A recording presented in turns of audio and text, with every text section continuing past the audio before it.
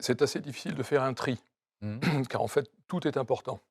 On a beaucoup insisté, dans les actualités depuis ces derniers mois sur, l'envoi de matériel d'artillerie performant, de chars, de munitions, de missiles de toutes sortes effectivement, mais, on a, aussi un petit peu omis et c'est dommage, tous les petits équipements que, les États-Unis ou l'Europe ont envoyés et qu'on pourrait appeler, les matériels de vie en campagne. Alors, c'est Qu'est-ce que très vous appelez ces petits équipements? C'est alors quoi? c'est très simple, mais l'équipement principal d'un bon fantassin, ce sont des souliers corrects. Ouais. C'est un treillis correct qui lui tient chaud. C'est un bon fusil. Ce sont des jumelles de vision nocturne. Et puis, vous avez vu que l'Ukraine aujourd'hui, enfin, cette guerre en Ukraine est un peu figée, Mmh. avec des lignes de front qui sont assez comparables à ce qu'on pouvait trouver, lors de la Première Guerre mondiale ou lors du conflit Iran-Irak. Et vous avez tout un tas de matériel comme, par exemple, des groupes électrogènes, des tentes, des hôpitaux de campagne, des cuisines roulantes, qui sont au moins aussi importants que les grandes vedettes de l'actualité que sont, les chars et les avions. Donc en fait, c'est très difficile d'établir une sorte de hiérarchie dans la criticité ou l'importance des matériels que nous envoyons là-bas. Tout est important parce qu'en fait, une guerre moderne requiert un spectre complet capacitaire, qui va encore une fois de ces matériels que l'on pourrait qualifier de relativement humbles, Ouais. jusqu'à des systèmes très sophistiqués comme par exemple le système Mamba, de défense Mais antiaérienne qui coûte fort cher. ces équipements «de base» entre guillemets que vous décrivez, ce sont encore les occidentaux qui les envoient? Les Ukrainiens n'avaient pas, alors on sait que pour les treillis, on a donné des treillis, mieux adaptés aux conditions de grand froid et cetera. Mais par exemple les cuisines de campagne, les Ukrainiens n'avaient pas ça? Alors ils en avaient, à l'évidence, mais sûrement pas assez pour tenir dans la durée et Mmh. sûrement pas assez pour, heu, alimenter et soutenir une armée qui aujourd'hui fait pas loin de 700 000 hommes. Ouais, C'est-à-dire que l'armée ukrainienne, elle a quand même pratiquement quadruplé de volume entre ce ouais. qu'elle était avant la guerre et ce qu'elle est aujourd'hui, face aux Russes. Et tous ces gens-là, eh ben, il faut les équiper et il faut les équiper correctement. Autrement, ils sont, totalement inutiles sur le champ de bataille. Ouais. Est-ce que Cyril Louis, est-ce que les soldats sur le terrain sont conscients que cette aide ne commence pas ni ne s'arrête au canon César et aux chars Leclerc, éventuels ou aux Léopard en tout cas? Oui, oui, absolument et d'ailleurs, je crois qu'on a vu qu'à chaque, phase de cette guerre, correspondaient des types d'armements très, très, très différents. Au début, dans les premières semaines, on a beaucoup parlé du rôle joué par les, systèmes de missiles anti-chars, Javelin ou Henlow, Ouais, qui avaient été délivrés par les États-Unis et par le Royaume-Uni à l'armée ukrainienne et qui leur a permis, de manière assez spectaculaire, de bloquer les colonnes de chars russes qui descendaient de la Biélorussie vers la capitale, Kiev. Ces derniers mois, on a davantage parlé des systèmes antiaériens, qui a ouais, permis à la défense ukrainienne de stopper une partie des missiles qui étaient tirés par l'armée russe sur les infrastructures civiles, les centrales électriques, pour essayer de paralyser et de figer le pays. Et puis c'est vrai, ces dernières semaines, on parle beaucoup plus de chars, de véhicules blindés et d'avions. Les Ukrainiens, à tout moment, mettent en avant évidemment leurs besoins qui sont multiples ouais. et qui portent aussi bien, sur des articles dits de première nécessité, comme ceux dont vous venez de parler, que Et sur des ça, ils systèmes en beaucoup parlent, plus les lourds et soldats, ils en complexes. parlent du fait qu'ils ont un treillis qui vient des stocks de l'armée américaine ou de l'armée ou des armées européennes? Ils parlent des groupes électrogènes, ils parlent en effet de matériaux qui ne sont pas les plus nécessairement les plus sophistiqués, les plus coûteux. Ils parlent aussi beaucoup naturellement des canons César quand ils rencontrent un journaliste Ouais. français.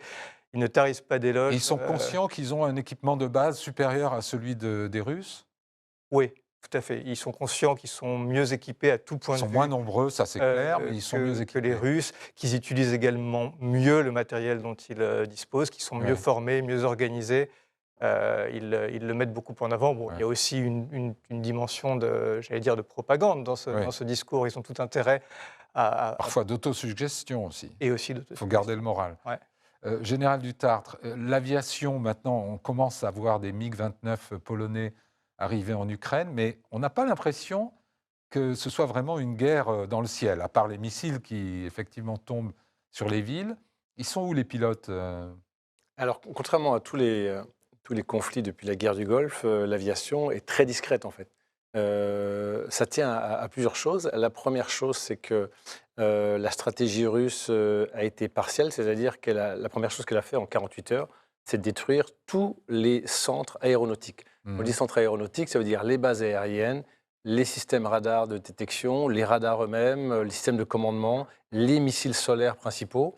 Et heureusement pour les Ukrainiens, ils se sont arrêtés au bout de 48 heures.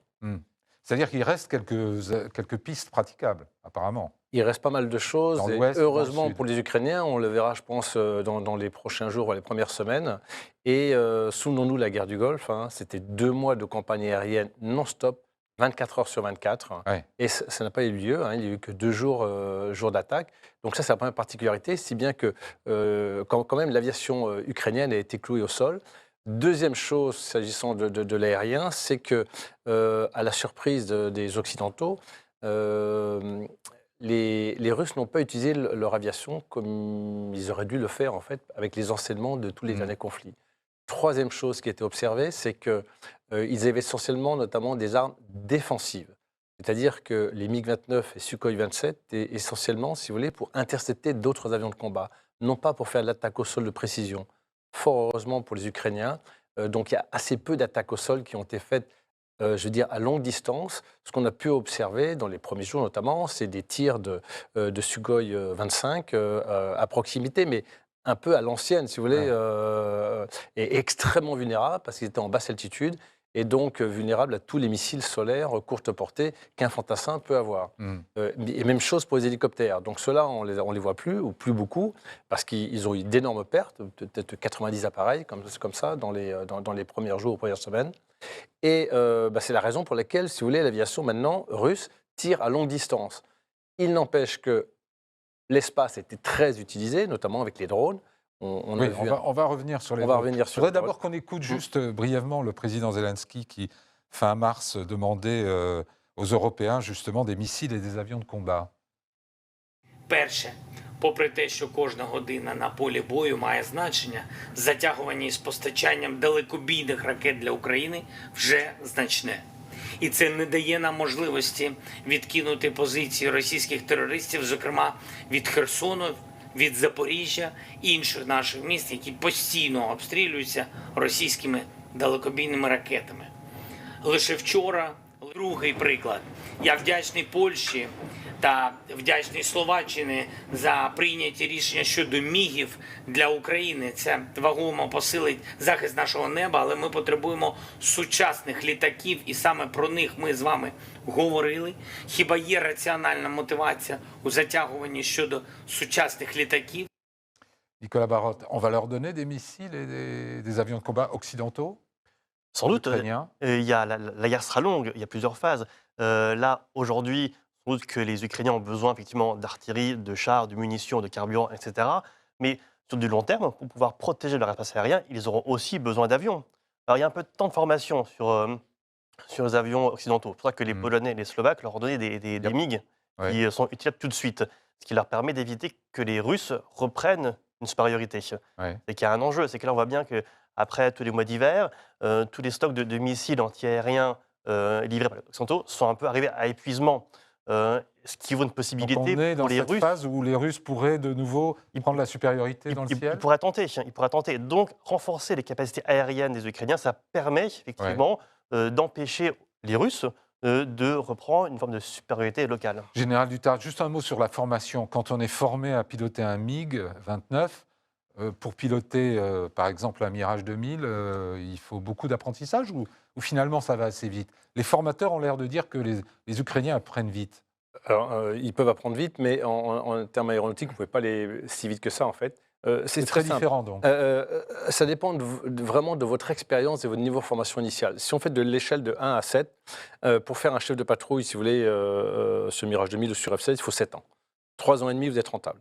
D'accord. Donc, en face, il faut savoir quel niveau de pilote vous avez, si c'est des ab initio au départ, auquel cas il leur faut 3 ans et demi minimum de formation pour être opérationnel sur un appareil occidental. Si c'est déjà des gens qui ont 7 ans d'expérience, par exemple, qui ont été chefs de patrouille, là, ça peut aller beaucoup plus vite, bien sûr. En 3 mois, on peut les former éventuellement. D'accord. Marc Chassilian, pourquoi l'artillerie est-elle si importante dans cette guerre? Alors, dans cette guerre et dans toutes les autres. Dans toutes les autres. dans toutes les autres. Quand on observe... On parlait tout à l'heure de la guerre du Golfe, quand même. Oui. Les Il n'y a pas campagnes eu un seul aériennes tir avaient... d'artillerie ou oui. très très peu. Oui, quand on regarde la plupart des conflits qui se sont déroulés au cours des 30 dernières années, l'artillerie a eu une importance tout à fait considérable. Alors, ce qui se passe, c'est que les portées... On améliore l'artillerie d'un point de vue technologique, hein, Ouais. bien sûr. Et donc, les portées s'accroissent, bien sûr, de canons d'artillerie qui portaient, il y a encore une trentaine d'années, jusqu'à 20-25 km. Aujourd'hui, avec certains types d'obus et avec des nouveaux canons comme le César, par exemple, on est capable d'atteindre plus de 50, voire 60 km. Ce qui fait qu'en termes opérationnels, votre dispositif militaire, il doit être complètement revu en fonction de la portée de votre artillerie, Mhm. puisque vous êtes capable de frapper plus loin, mais l'ennemi est aussi capable de vous frapper dans votre profondeur. Donc ça a un impact absolument considérable Les sur... Russes ont des canons aussi sophistiqués, avec une portée équivalente. Ils une précision. ont des lance-roquettes qui portent très très loin. Ouais. Et ça fait partie de l'artillerie, grades. bien sûr, hein. En particulier les Smerch, les Tornados. Tous ces systèmes de lance-roquettes sont capables d'aller taper jusqu'à 120-130 km sans aucun problème. Avec une précision satisfaisante. Alors, la précision, ils ont différents types de munitions. Certaines sont guidées de manière tout à fait correcte, mais la plupart du temps, en fait, ils compensent la précision par ce qu'on appelle des roquettes à sous-munitions. Qui font l'objet d'un certain nombre de conventions internationales, mais que les Russes n'ont jamais signé. Ouais. Et donc, en fait, quand vous savez pertinemment que la dispersion de votre artillerie est un peu grande, en fait, vous la compensez par ce type de munitions. Alors, il faut expliquer en un mot, les sous-munitions, ce sont des munitions qui peuvent rester sur le sol. Alors en fait, imaginez un obus normal a une charge unique. Ouais. Donc il atterrit, il explose. Bien. Un obus ou une roquette à sous-munitions, ce qu'elle fait, c'est qu'elle éclate dans le ciel et comme la pluie, elle fait tomber sur le sol, sur des étendues relativement vastes, un certain nombre de sous-munitions qui ont, par exemple, la taille du verre qui se trouve devant moi. Et toutes n'explosent pas nécessairement sur le champ. Voilà, le problème, c'est qu'il y a un taux de non-explosion qui peut être assez grand suivant la technologie, et surtout suivant le sol sur lequel ces bombelettes tombent. Si c'est un sol sablonneux ou mou, effectivement, le taux de non-explosion augmente. Et donc, en fait, vous compensez la relative non-précision de vos obus ou de vos roquettes par cette technologie de dispersion et de sous-munitions et de bombelettes. Et donc, dans ces cas-là, vous obtenez des effets qui sont effectivement terribles. Ouais. Clairement, il ne vaut mieux pas se trouver sous un tir de Smerch qui est capable de disperser des milliers de bombelettes sur plusieurs dizaines d'hectares. C'est assez redoutable. Est-ce que, finalement, l'artillerie, ce n'est pas d'abord aussi l'arme de prédilection des Russes eux-mêmes ? On l'avait vu à Grozny, on le voit, j'imagine, là, sur le front. Oui. À un moment, le chiffre avancé était de 2000 pièces d'artillerie ou lance-grenades du côté russe du front, sur un front qui est long, qui fait plus de 800 km, mais tout de même. Quand on est sur le front, Cyril, on sent ce barrage de feu qui provient du côté russe. On a l'intensité. Alors, le front est long, vous venez de le dire, et il y a des zones plus ou moins actives. Mais quand on se rend, par exemple, dans la ville de Bakhmout, dont on a beaucoup parlé ces derniers mois et qui concentre les combats probablement les plus violents, il y a en effet un martèlement absolument ininterrompu d'artillerie. Alors, d'artillerie russe et d'artillerie ukrainienne, hein, parce que les Russes ont en effet beaucoup de pièces d'artillerie qu'ils engagent et beaucoup d'obus, beaucoup plus de munitions que les Ukrainiens, ça c'est manifeste. Mais les Ukrainiens ont également toutes sortes de pièces d'artillerie, y compris celles qui leur ont été fournies par les Occidentaux, qu'il s'agisse des canons César, des obusiers M777 américains, des systèmes lance-roquettes multiples HIMARS, et tous ces systèmes combien combinés. Il y en a côté ukrainien au total maintenant de ces équipements Occidentaux. Oui. Oui, À peu les comptes sont assez bien tenus en fonction des, de ce que les Occidentaux déclarent, mais je pense qu'entre les HIMARS, les PZH, les 777, les César, on doit approcher pratiquement 300 pièces. 300 pièces. Oui, facilement. Et le chiffre de 2000 pièces côté russe, ça vous paraît crédible ? Ah, totalement, bien sûr, oui. Donc il y a quand même une disproportion Alors, assez importante. alors, il faut ajouter à ça que les Ukrainiens ont quand même leurs propres canons. Oui. Il ne faut pas oublier qu'avant que l'aide occidentale ne devienne significative, tant en point de vue quantité qu'en point de vue qualité, les Ukrainiens, ils ont fait la guerre avec leurs armes. Mm. Ils ne sont pas partis au front avec autre chose que ça.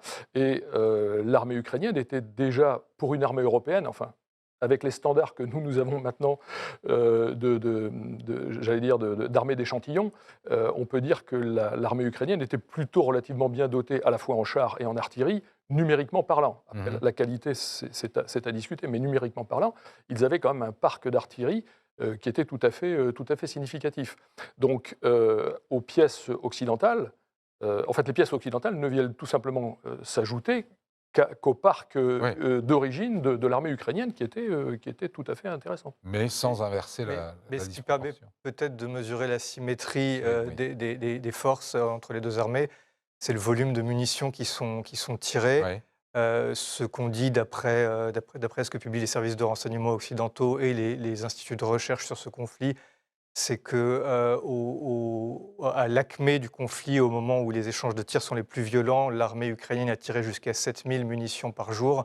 Et on disait que l'armée russe, elle, pouvait atteindre 20, 25, 30 000 munitions par jour. Donc on est dans un rapport qui est tout de même assez largement favorable aux Russes. Et les Ukrainiens expliquent qu'ils essayent de compenser cette sous-capacité par une plus grande précision, grâce notamment aux pièces occidentales, et par un meilleur usage du renseignement collecté notamment par les drones qui survolent en permanence Ouais. On va le venir front aux russe. drones. Juste un mot sur. Ça coûte cher, ces munitions. Un obus de 155 mm, j'ai lu que le prix était autour de 4 000 €. Oui, Oui. C'est à peu près ça? Oui, alors après, ça dépend du type d'obus, Oui, mais bien sûr. un obus longue portée tiré par un César. Alors, quand on dit un obus, il faut, encore une fois, pour les gens qui nous regardent, Précisons. un obus, c'est ce qu'on appelle l'obus, la fusée et la charge propulsive. Oui. C'est ça, un coup d'artillerie. Et effectivement, quand vous additionnez tout ça, les prix s'échelonnent entre 1500 et 4000 €, tout dépend de la qualité, de la performance de l'obus. Donc, ça chiffre vite quand on en consomme, effectivement, entre 5 et 10 Oui, 000 voilà, par jour, ça, ça fait des budgets, quoi. Ça veut dire qu'il y a une logistique derrière colossale. Parce qu'on est Alors, entre une logistique et 5 une 000 et industrie. 15 000 tonnes par jour, Oui. pratiquement. Une logistique et une industrie. Oui. Hein, On donc, va en fait, venir sur. oui, On va il vous bien faut, sûr il vous parler faut de des l'industrie. centaines de camions. Enfin, les artilleurs ont toujours l'habitude de dire les canons, ça pèse rien, ce qui pèse, c'est les munitions. Ouais. Voilà. Dans la logistique d'une artillerie, en fait, c'est la logistique de ces munitions. Et donc, il vous faut des centaines de camions pour réaliser cette noria entre Ouais. les batteries qui sont au front et les stocks, les dépôts et les usines qui sont derrière. Et juste un mot, alors on parlait des prix. Ce coût pèse sur les pays occidentaux, Mhm. mais en même temps, ils s'engagent tous à faire davantage, à tenir la distance. c'est les Américains qui financent quand même la majeure partie de l'aide militaire à l'Ukraine. Et rapporté à leur propre budget, c'est tout à fait supportable. Et par ailleurs, c'est un choix des Européens, des Occidentaux, de mener une guerre par procuration. Le coût de laisser les Ukrainiens perdre serait plus grand, sans doute. Donc le choix, en tout cas sur la première année, est très clair de soutenir l'Ukraine. La question, c'est sur de la longue durée. Est-ce qu'on est capable, dans nos sociétés, d'accepter une guerre longue? Parce que ce qu'on dit sur les armements et munitions, il faut l'alimenter dans la durée. Même quand il y aura un cessez-le-feu, il faudra quand même refaire les stocks des Ukrainiens, Ouais. quand même leur fournir des pièces pour qu'ils puissent se défendre en cas de reprise du conflit. Donc, il faut concevoir l'aide à l'Ukraine sur une très longue période en réalité. Ouais. On vient d'ailleurs de voir que les fuites du Pentagone, à l'occasion, enfin dans ces documents-là, il y a l'aveu d'une grande pénurie d'armes, notamment antiaériennes, et on entend le chef d'état-major américain, Mark Milley, dire que c'est une de ses causes d'inquiétude sur les capacités ukrainiennes de mener une contre-offensive. Général Dutartre, vous pensez que si la pénurie d'armes antiaériennes se confirmait, on verrait de nouveau l'aviation russe intervenir dans le ciel ukrainien davantage qu'aujourd'hui? Pas forcément, parce que les Patriotes viennent juste d'arriver, à ma connaissance. D'accord. Et le Mamba aussi, français, ou SMPT, franco-italiens arrivent aussi sur zone, et ceux-là n'ont pas encore tiré d'un seul missile. Et donc, ils sont dotés, et surtout, ils sont plus performants, ils voient plus loin, et ils tirent plus loin, et avec une grande précision. D'accord. Donc, c'est vrai que si on gardait la même intensité, ça pourrait avoir un creux, si vous voulez, de défense solaire. Ça reste à prouver quand même. Hein. Ça dépend de l'intensité. Vous remarquez aussi que les frappes russes sont beaucoup moins importantes. Hein. Il y a beaucoup moins de raids en ce moment de drones iraniens ou d'autres qui vont attaquer sur Justement, parlons des sur drones. Kiev. Parce que là, vraiment, cette guerre, on avait vu les drones à l'œuvre dans la guerre entre l'Azerbaïdjan et l'Arménie au Karabakh. Mais là, c'est vraiment à grande échelle et sur la durée. Et ça va des drones kamikazes, des drones achetés aux Iraniens, jusqu'à des petits drones Du commerce. du commerce qui larguent des bombes. Il y a un article chez nos confrères du Monde sur un spécialiste qui s'appelle Andriy Skiba, 23 ans, et on lui prête 600 frappes contre des Russes avec des drones bricolés qui lâchent des grenades ou des roquettes. Absolument, on voit des reportages assez spectaculaires, on voit le drone qui est au-dessus comme ça, et puis qui se met au-dessus d'une tranchée et qui va chercher en fait son objectif et qui va larguer en fait sa grenade juste au-dessus de... Donc pour vous qui êtes un homme, un aviateur, c'est vraiment la nouveauté, la nouvelle donne. Alors à cette échelle-là, oui. À cette échelle-là, les drones, on les connaît parfaitement. Hein. Les premiers drones, c'est 1930, hein, ça on les a oubliés. Hein. Mais à cette échelle-là, si vous voulez, dans le monde occidental, le drone, c'était surtout pour faire de l'endurance, du renseignement, en fait. Aller assez loin, si vous voulez, sans exposer les pilotes, rester des heures et des heures, et de repérer comme ça des mouvements de troupes ou des objets suspects ou des attaques particulières. Et cette information, on le remontait, et puis en fonction, on envoyait l'aviation. Changement de posture, notamment avec les Israéliens et les Américains, c'est d'armer ces drones et d'aller, eux, tirer sur des objectifs extrêmement précis. C'est comme ça qu'on pouvait avoir un opérateur américain au fin fond du Texas en train de piloter un drone qui lui-même se retrouvait au-dessus de l'Afghanistan. On a vu des choses comme ça. Et ce qu'on a pu voir dans ce conflit, qui est aussi particulier, je rappelle qu'il faut être toujours très prudent dans les conflits parce que ça dépend de beaucoup de choses, notamment de la géographie, de l'histoire, des postures des uns et des autres, du relief. Ça dépend de plein de paramètres. Mais effectivement, dans ce conflit-ci, les drones sont partout. Et les premiers qui ont été extrêmement performants, et ce sont ceux qui ont attaqué les cônes de char, en fait, hein, les Bakhtiar. C'est effectivement les petits drones kamikazes, hein, mais sous nom. On ne s'en souvient pas trop ici parce qu'on est un peu plus jeune que ça, mais les V1 et V2, c'était quoi? C'était quand même plus proche du missile, non, et de la fusée. Le V1, c'est un drone. Ah non, Le V1, c'était des drones, c'était des bombes volantes, Oui, en c'est fait. des bombes volantes. Des bombes volantes kamikazes, en fait. Téléguidé. C'est le même principe. Même pas. Le V1, il n'était pas téléguidé au sens où Parce en fait, que on le la mettait directement dans différence, c'est l'axe. que le drone se pilote, Oui.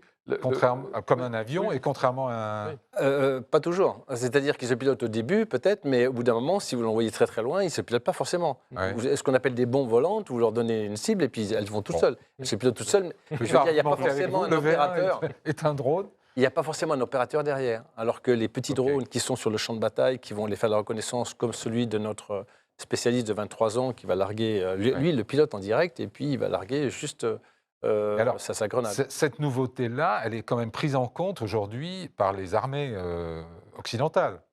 Oui. Toutes nos armées, tous les états-majors sont en train Bien sûr, de développer leur propre... Par exemple, les Américains, pour cette guerre, ont développé une rôdeuse, Phoenix Ghost, qui était vraiment pour armer les Ukrainiens sur le front. Donc un drone armé qui va cibler sur le front un endroit précis. Ça a été développé par les Américains spécifiquement pour les besoins ukrainiens. Oui, Général Lutta. Non, et puis ces drones, d'abord, il y a ceux qui partent, ils ne reviennent pas. Donc c'est les fameux drones kamikazes. C'est une sorte d'artillerie, si vous voulez, un petit peu moderne. Il y a ceux qui reviennent, ceux qui vont faire de l'écoute et qui peuvent aller faire du renseignement extrêmement loin. Donc ce qui va être assez intéressant, c'est les systèmes anti-drones. Pourquoi? Parce que l'artillerie... Pour l'instant, c'est difficile à attraper. C'est-à-dire que si, à la limite, nos équipementiers, comme Thales ou d'autres, sont extrêmement bien équipés, mais contre des avions. éventuellement contre des missiles balistiques, mais pas contre des toutes petites choses comme ça qui survolent dans le ciel. Vous n'allez pas mettre un missile de 2 millions d'euros pour quelque chose qui vaut 20 000 euros. Vous voyez, et parfois, c'est cet ordre de grandeur-là.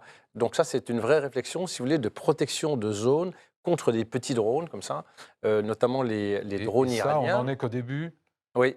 de cette réflexion. Ce qui est déjà à l'œuvre, en tout cas, c'est ce que disent les dronistes ukrainiens le long de la ligne de front, c'est les moyens de guerre électronique et de brouillage que les Russes utilisent de leur côté pour parasiter et neutraliser l'activité des drones ukrainiens, qu'il s'agisse de drones qui lâchent des grenades, comme vous l'avez décrit, qui sont en effet très utilisés, ou de drones d'observation. Là encore, des petits drones qu'on achète dans le commerce et qu'on transforme à la marge pour les envoyer au-dessus des lignes russes. Et en fait, c'est assez frappant. Les artilleurs ukrainiens travaillent avec dans leurs mains une tablette qui leur diffuse quasiment en temps réel les images de la zone qui sont en train de viser, que ce soit à 10 ou 15 km d'eux ou à 30 km pour les pièces avec la plus longue portée. Et ça leur permet de corriger leur tir très rapidement.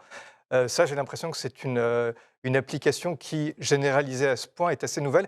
Oui. Et mais effectivement, il suffirait de couper les réseaux de téléphone pour neutraliser ce type de... Tout à fait. Pas de téléphone, mais en tout cas électromagnétique, parce qu'ils ont chacun un guidage.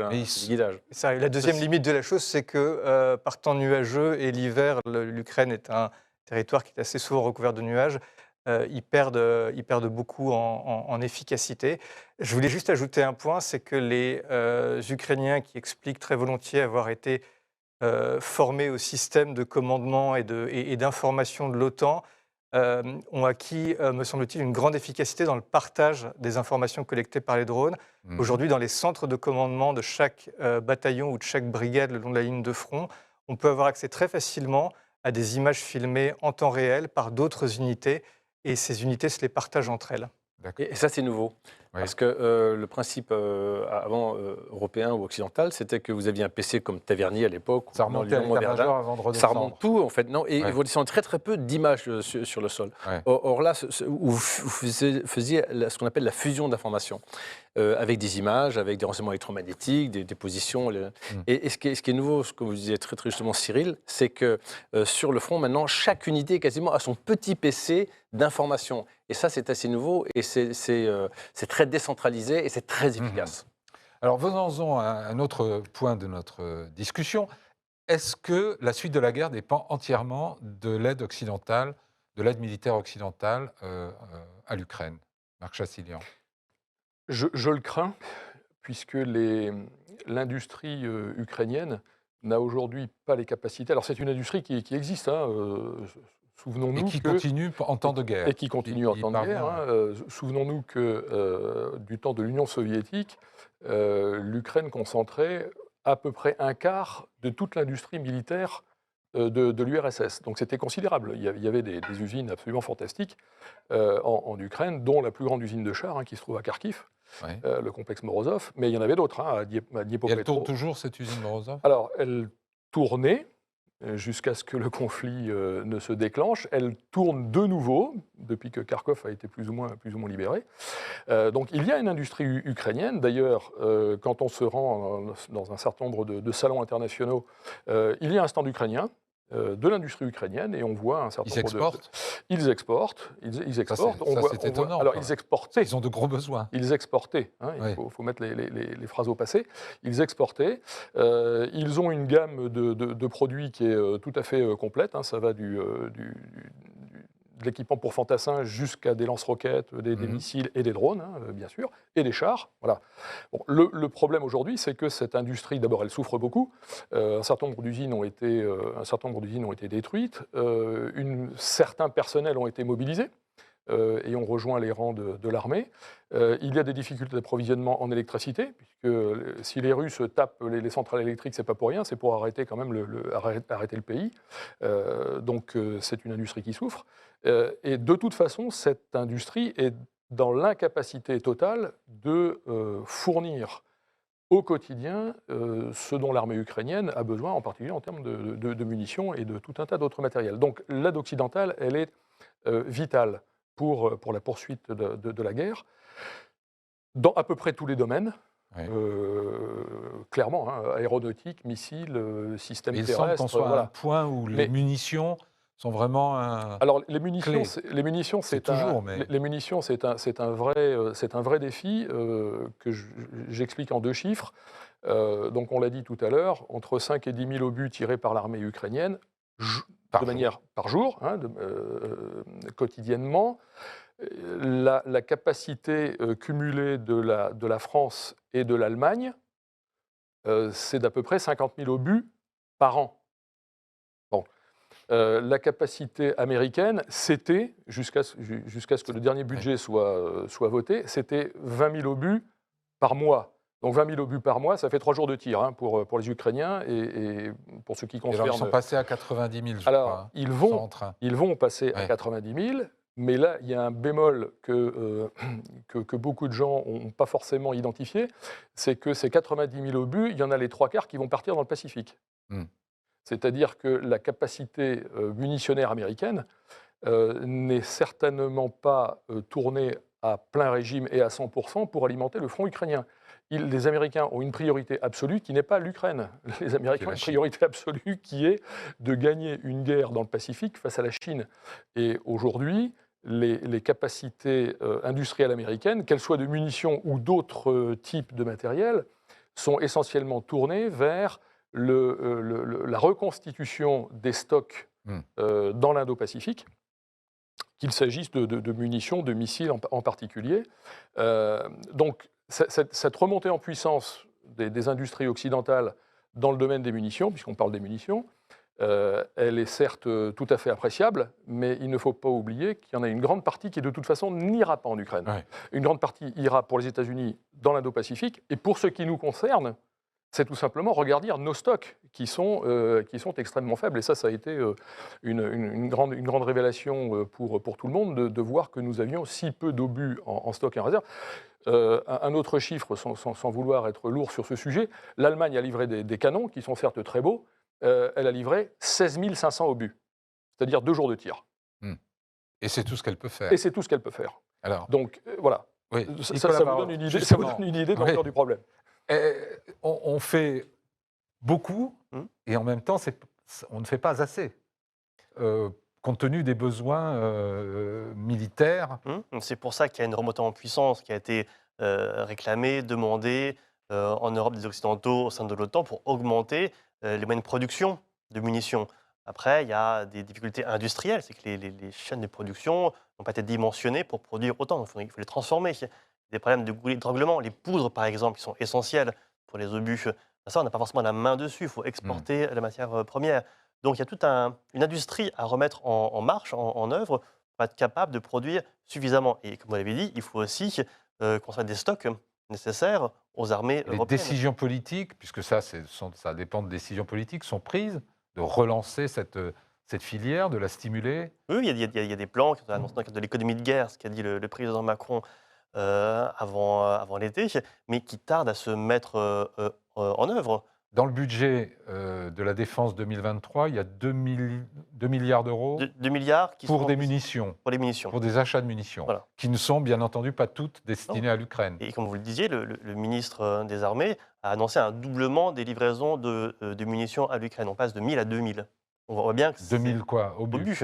Donc c'est pour l'année ou pour par mois. Par mois. C'est très peu de choses. C'est ce qui tire en une demi-journée, D'accord. à peu près. Voilà. Ouais. Donc il y a quand même une équation qui ne semble pas très favorable à l'Ukraine dans la durée, sur le long terme. Oui, alors, enfin, comme on dit en mathématiques, les courbes se croisent. Hein. C'est-à-dire Ouais. qu'à un moment donné, quand on aura été au bout de ce que l'on peut raisonnablement faire Ouais. dans nos stocks qui sont déjà fort maigres, on sera obligé on sera obligé. L'industrie devra prendre le relais, mais aujourd'hui, cette montée en puissance de l'industrie, je veux dire, on ne bâtit pas une usine de munitions d'un claquement de doigts. Il faut des années pour construire une usine de munitions. Il faut déjà trouver le site, hein, parce que je rappelle que c'est un site Céveso. Donc des sites Céveso, on ne les construit pas comme ça, quel que soit l'endroit. C'est-à-dire ça, c'est en termes de pollution de l'environnement. Voilà, en termes de pollution, de sécurité, etc., etc. Donc on voit bien que tout ceci n'est pas simple. Et clairement, quand le secrétaire général de l'OTAN, M. Stoltenberg, a pris la parole il y a quelques semaines pour dire, sur un ton relativement grave quand même, hein, nous avons un problème avec les munitions, enfin, quand quelqu'un de ce niveau s'exprime sur ce sujet particulier, c'est qu'il y a vraiment un problème.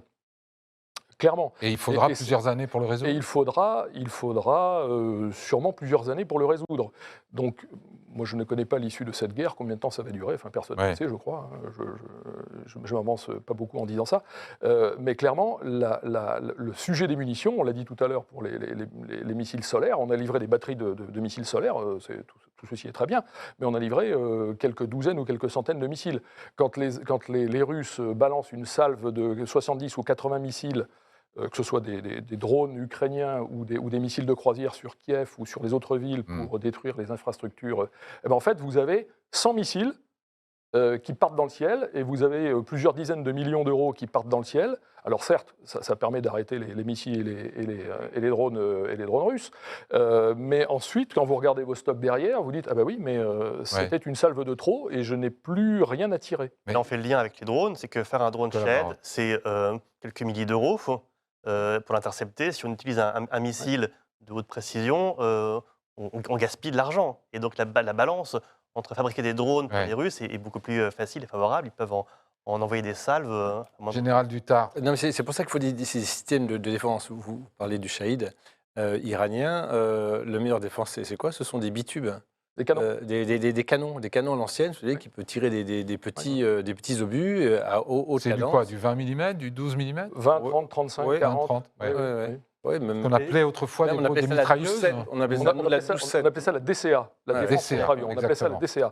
Contre effectivement des drones genre le Shahed, c'est quoi? C'est une tondeuse à gazon avec des ailes, hein, donc ça vole pas très très vite. Donc vous arrivez quand même à le choper avec un canon à grande cadence de tir. Et là c'est très économique parce que bon, les obus de 30 ou 40, ça va, c'est économiquement supportable.